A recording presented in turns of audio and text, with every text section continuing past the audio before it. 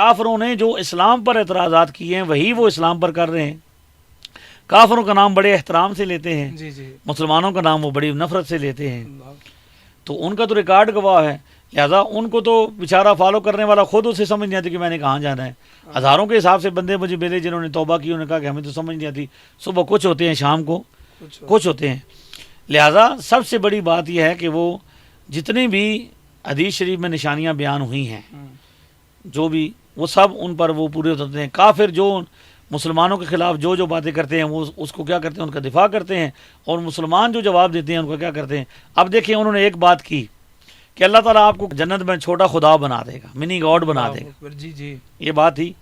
اب مسلمانوں کا عقیدہ ہے کہ خدا صرف ایک ہے, الہ واحد, الہکم الہ واحد, اشہد ان لا الہ الا اللہ وحدہ لا شریک لہ, اس کا کوئی شریک نہیں, کوئی چھوٹا خدا نہیں.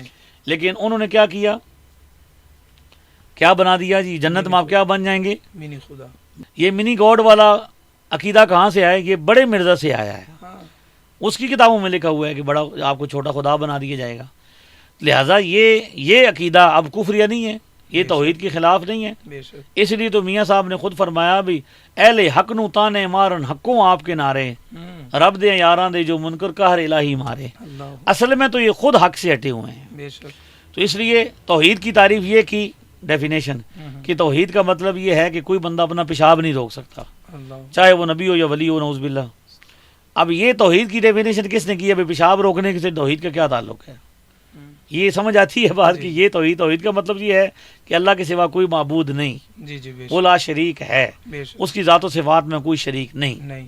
ٹھیک ہے, وہ اکیلا ہے اپنی ذات میں بھی اپنی صفات میں بھی, بے مثل اور بے مثال ہے.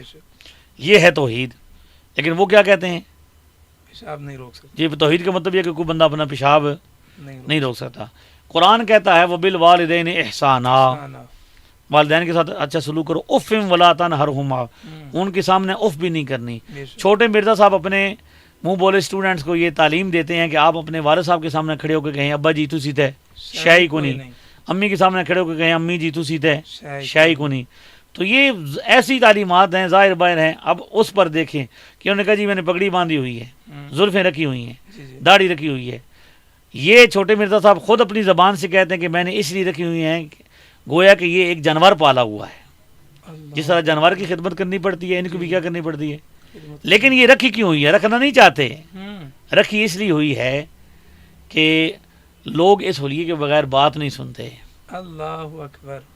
اس لیے کیا ہوتا ہے, ہولیہ وہ اپنانا ہوتا ہے. یہاں پہ میں صرف ایک بات کر دیتا ہوں.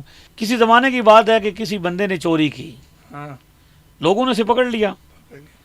جب پکڑا اور اسے مارنا شروع کر دیا بھی تو نے چوری کی ہوئی ہے, تو اس کے چہرے پر داڑھی تھی. لوگ اسے مارتے رہے, وہ مار کھاتا رہا. آخر کسی بندے نے کہا دیکھو جی ہوں تو داڑھی والے بھی چور ہو گئے, یعنی اب تو داڑھی والوں نے بھی کیا کرنا شروع کر دی ہے, چوری کرنا شروع کر دی ہے. تو اس وقت وہ چور بولا, اس نے کہا انج نہ آنکھو کہ داڑھی والے چور ہو گئے, بلکہ انج آنکھو کہ چوراں نے داڑیاں رکھ لی. ایسے مت کہو کہ داڑھی والے چور ہو گئے, بلکہ یہ کہو کہ چوروں نے داڑھی رکھ لی ہے. تو یہ ابھی پہچاننا ضروری ہے کہ یہ پگڑی میں ہر پگڑی والا ہر داڑھی والا وہ راہبر نہیں ہوتا. صرف ثقہ صحیح العقیدہ اور مستند عالم دین ہی آپ کا راہبر ہو سکتا ہے. سونا جنگل رات اندھیری چھائی بدلی کالی ہے, سونے والوں جاگتے رہیو چوروں کی رکھوالی.